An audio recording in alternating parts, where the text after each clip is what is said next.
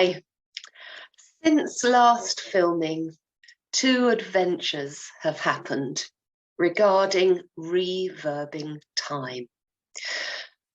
They haven't both been delightful. One was really rather irritating, both to me and the person in the meeting.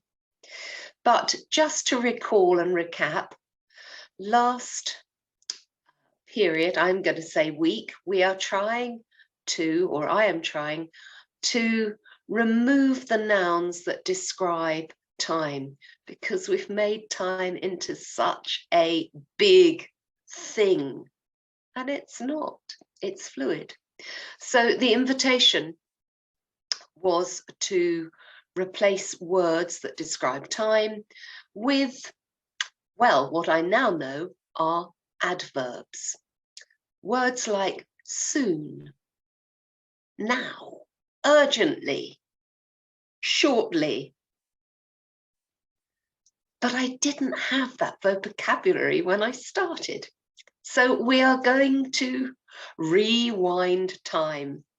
And for week 6 of the Gentle Gemini Project, I invite you to join me again to remove those nouns about time and replace them with adverbs, such as the ones just mentioned. Now, these two adventures, let's start with the dramatic, difficult one, which was a mentoring session. And I realized that the small efforts of practicing re-verbing time must have had some kind of effect, because I was super conscious and irritated to the point of feeling really quite angry that my mentor kept saying, I think it would be a very good idea if we actually, set some kind of deadline. Doesn't deadline say something? I don't want to be fenced in, time bound by deadlines. So I kind of said, well, I can't really give you one on this. And the questions kept coming. And I know they came from a deep place of wanting to see progress. And actually, progress is happening.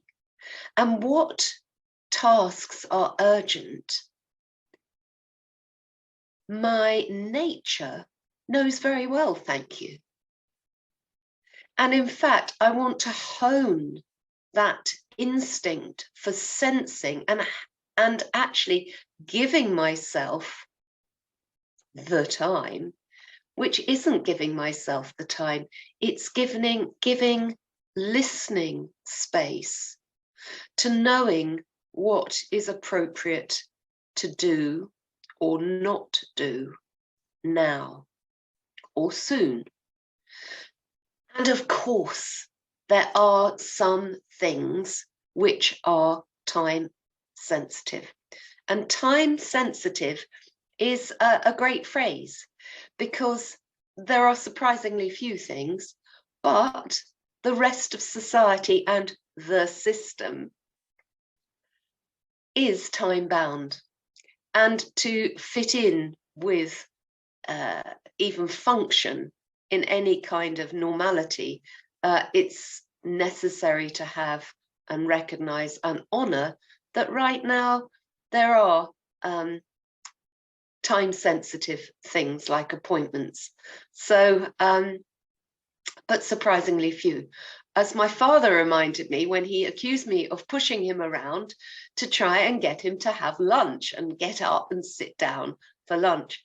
Actually, if lunch was not calling him and he was not hungry, why was I getting so upset and fretting about coming to the table at a particular time?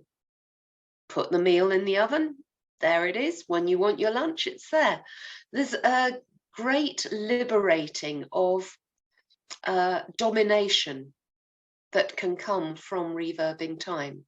So here's the the second adventure, which happened recently when accompanying the sheep man, my dear friend, to do some kind of sheep task over at a neighbouring farm. And I was the only non-farmer, and there were a young farming couple and an elder like himself. So there were four of them and me. And there was no device involved. There were no mobiles. No one was looking at the time. There was just what's happening. And the result of that was meeting and chatting and getting to know, without any sense of rush, a new female friend. We were just simply resting on the gate. We had no idea how long the three men who were doing their farming games with all kinds of sheep and lambs and rams would take. And there was no worry about it. And eventually there seemed a moment when the sheep man looked at me and I looked at him, and we knew it was time to leave.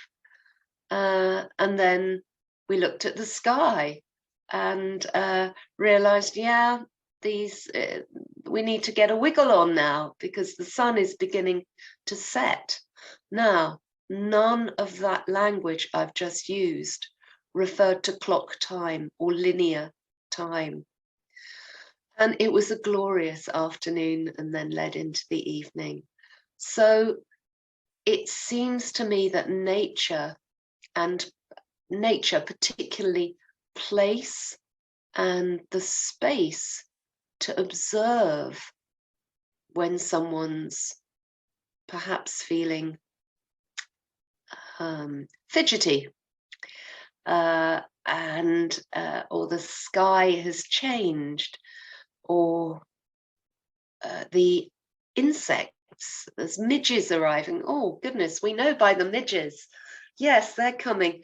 Yeah, there's a shift in the seasoning of the day, and that this kind of circular, natural timing is within us, and let's get acquainted with it.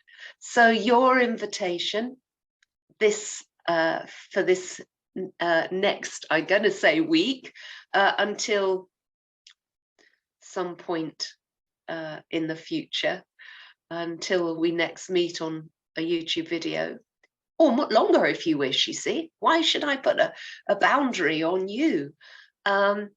Is to, again, rewind on making such a big thing of time and replacing it with those beautiful little things called adverbs, which add a sense of speed to your verbing. Bye for now.